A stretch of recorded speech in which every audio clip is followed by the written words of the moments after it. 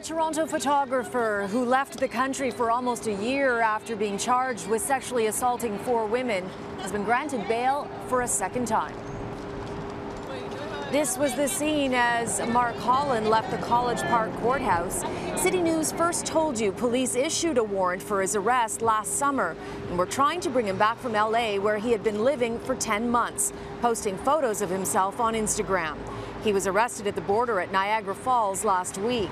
It's unclear if he surrendered or if he was stopped as he tried to re-enter Canada.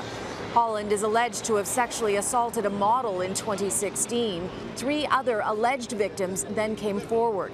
Under his original bail conditions, 40-year-old Holland was allowed to work in Toronto as a photographer and club promoter, but he had to live at a specific address. Holland's lawyer says this is much ado about nothing, and that the only thing his client did wrong was not change his address on his bail conditions, and that he had every right to live in LA. He actually didn't flee the United States. His bail allowed him to go anywhere he wanted. He could have gone to LA every single weekend. The condition he breached was not living in the residence he was supposed to live in. And if he would have advised me that he was going to move to the States, we would have brought a bail application and tried to change that condition. Was he aware that police were looking for him and trying to bring him back?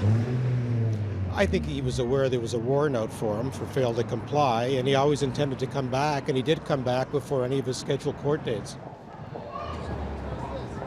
Holland was released on bail with 2 friends standing up for him as sureties. He will have to live with one of them. They each had to put up a bond, one for $75,000, the other for $2,000.